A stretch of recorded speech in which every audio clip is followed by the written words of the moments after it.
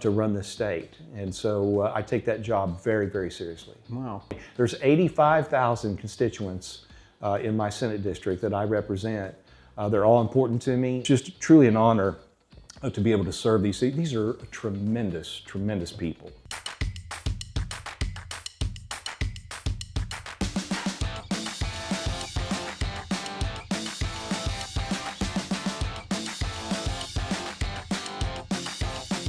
Today, I have longtime friend, Oklahoma State Senator Chuck Hall. I feel like we need to play the Star Spangled Banner or something. I tell you, we go way back. Yes. This is exciting to Yes. be next to you again. Well, today, I want to talk about Chuck.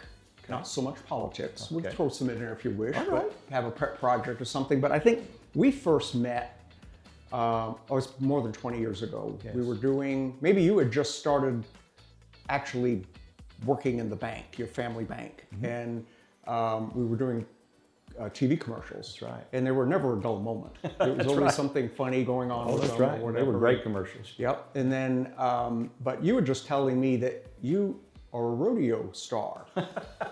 Well, I don't know if I was a rodeo star or not, but you know, I have a very addictive personality, and so if I'm playing golf, I just go all in. Sure. If I'm bass fishing, I go all in.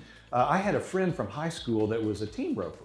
Okay. And I went out and watched him do that one day, and I went, "Oh my gosh! I mean, this is the coolest thing ever!" And so I jumped on his horse and tracked a few steers, and it just got into my soul. Wow. And so I began this process of team roping. I had young daughters at the time, and we got them into barrel racing. And so the next thing I knew, we were traveling all over the country. I was heading and heeling, and I dabbled a little bit in calf roping.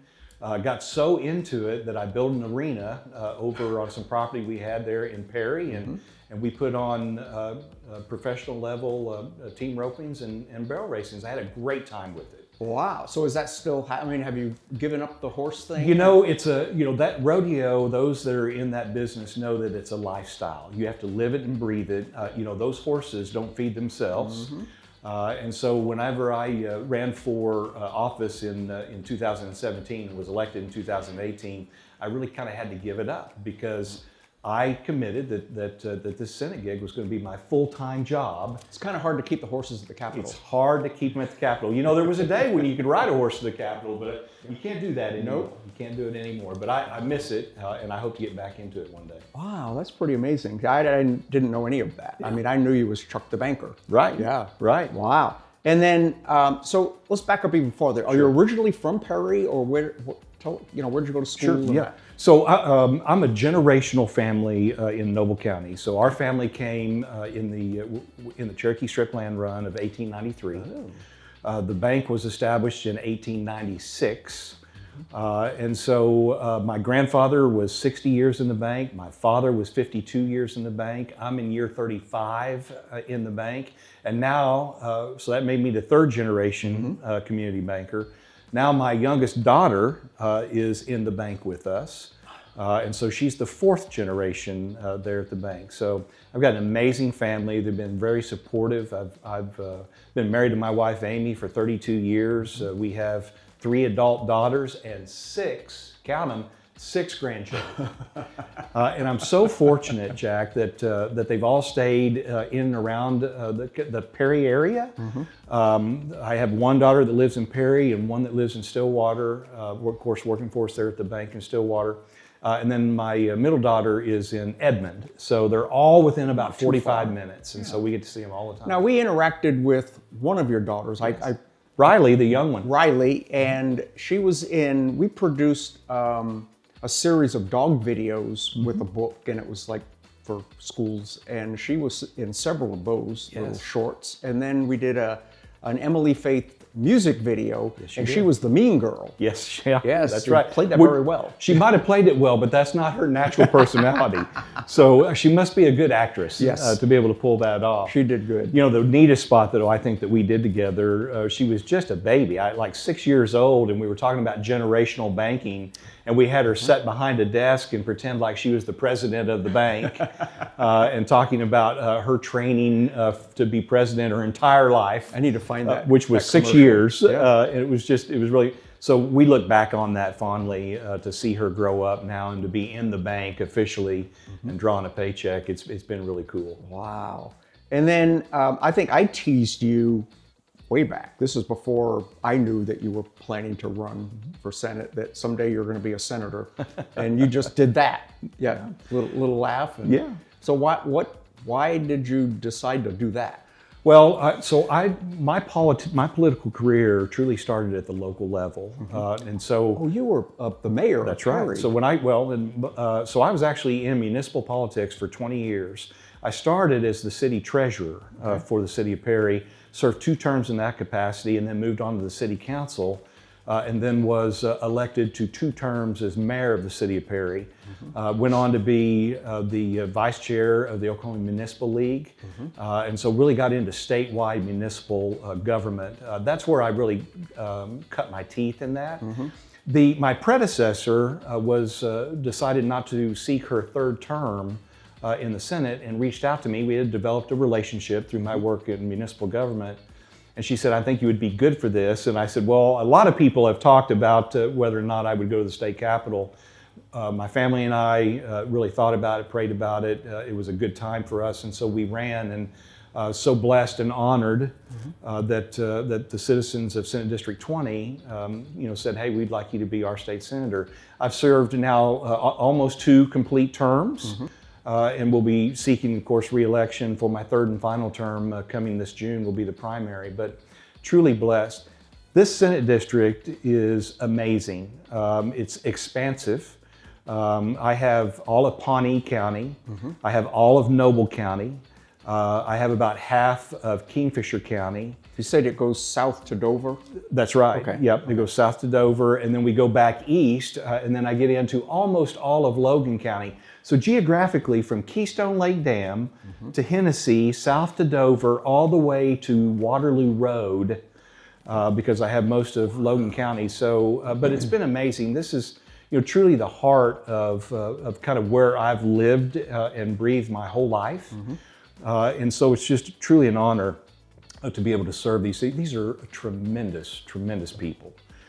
They've been very, very good to me. I hope I've been responsive to their needs. And you actually return phone calls. I do. I Yes. do. I absolutely do that. I think that's important. Transparency is something I think we've really lacked in our government. And what I've found is, and I tell a lot of my colleagues the same thing, is that people just want to know that you're listening, right? I mean, I think that's the most important thing about what we do. A lot of times we get elected, and I had a good friend told me, we're going to send you down to Oklahoma City. Don't ever forget where you came from. And I think that was true and accurate advice. And I live to that mantra. I don't forget where I came from. Well, I like, anytime I've interacted with you on a subject, you if you feel that you can help, you say and if you can't, you explain why. And it's none of this voodoo stuff. It's, you're very open with the goods and the bads. Well, thank you for that. I think that comes from my banking background. I'd like to approve every loan that somebody, presents to me. But the truth of the matter is that, I can't do every loan for a host of different reasons. And so I've found in working with people that even if your answer hurts their ears, if you are upfront with them and you explain the reasons why, they may not be happy, but they know, and it gives them an opportunity to change course and to try. I always try to find a way to yes. Sure. In all my dealings, I try to find a way to yes, and if it's not there, I let them know, and I let them know, what I can do and what I'll work toward to try to get to that answer. So how different is it now being in as opposed to wanting to be in? Did you learn some things? Well, of course you learn some things. Now, in a previous life, before my father became ill and I went back to the bank and took over operations there, I actually worked in government relations for the Oklahoma Bankers Association. And so I was very familiar with the Capitol. I was familiar with how a bill becomes law. And so I really kind of helped. I think that helped in my first election because the citizens could send me to the Capitol and I could hit the ground running. A lot of new legislators come in and they're like, my goodness, what did I get myself into? And it takes them 2 or 3 years to kind of understand the process and to be able to be an effective member on behalf of their constituency. So this has allowed me to hit the ground running. The pro tem at the time knew about my finance background.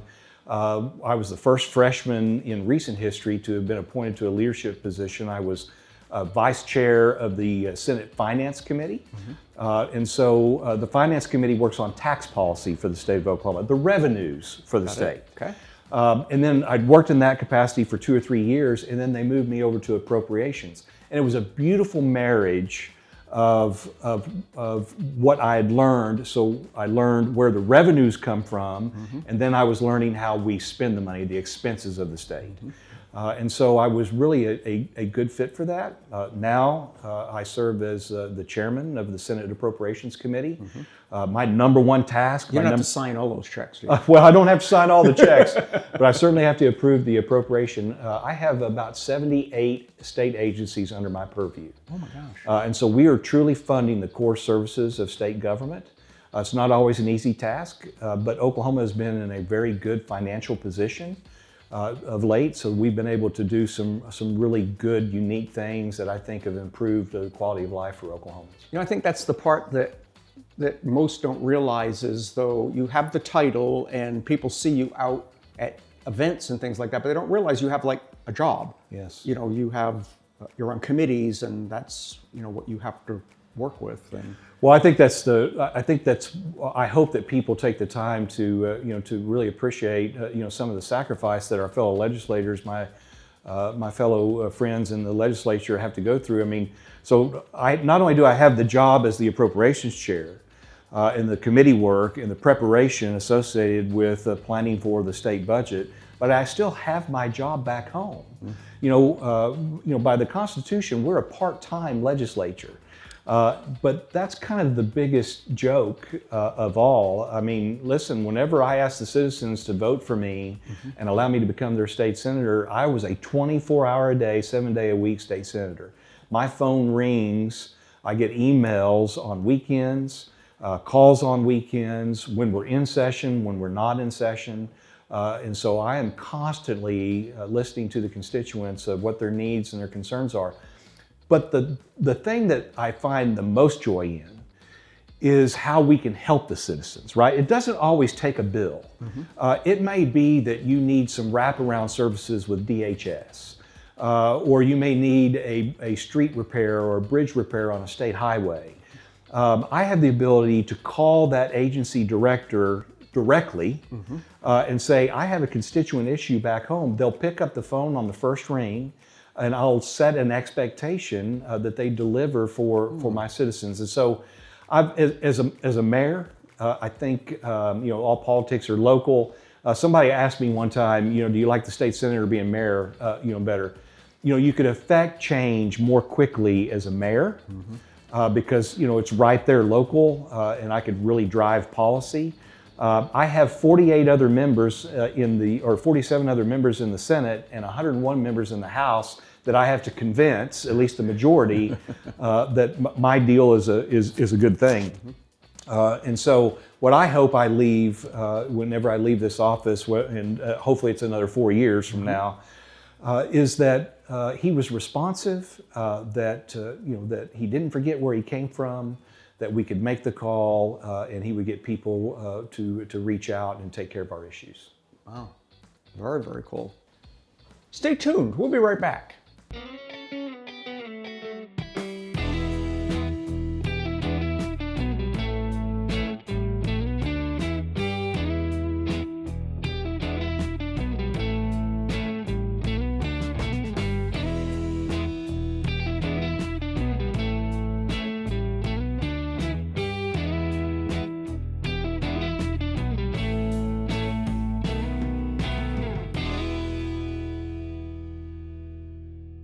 Now, do you have any pet projects that you're working on? Something that you're just excited about?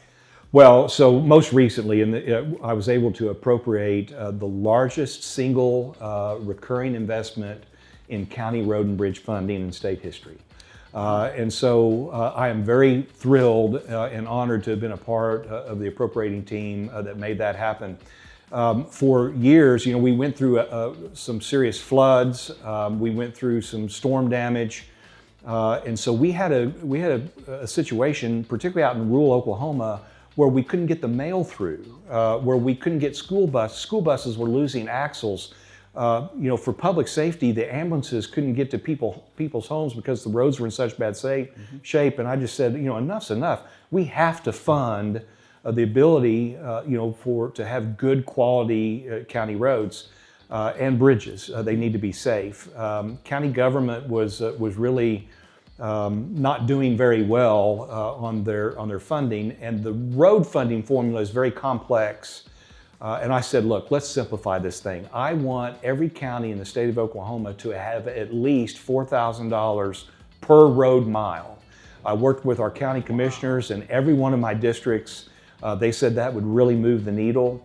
It's a $75 million investment that's recurring that I really hope that Oklahomans, particularly in rural Oklahoma, will start to see a great benefit of improved roads. We've got to get the mail through. And we've got to get the ambulance through when it needs it, and we've got to get these kids to school on time, no matter what the weather is. So this was important to me. There's a lot of talk around the Capitol about what we're doing with the red cedars and the red cedar eradication. There's a bill out there called the Terry Peach program that is designed to fund the eradication, hopefully the complete eradication of these red cedars.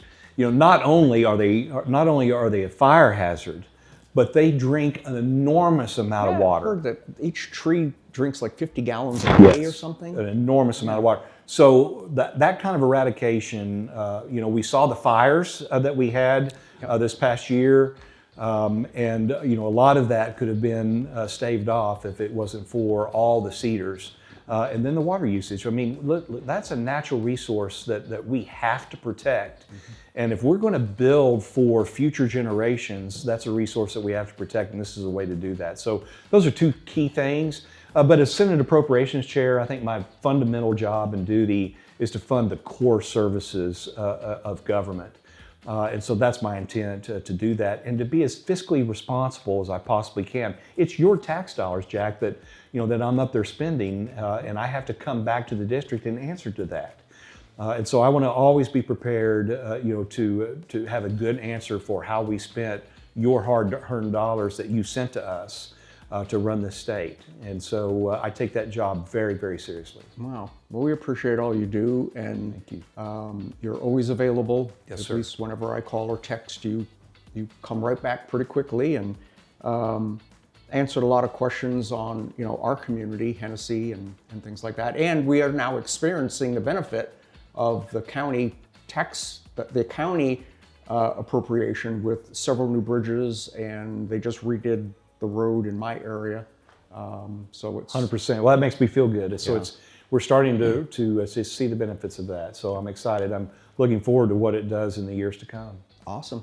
So when's the next election for you? So the next election is the primary election in June of 2026. Oh, coming up. And so, yes, Right coming now. up. So Yeah. we're, all of us, half the Senate and all of the House of Representatives are running for re-election.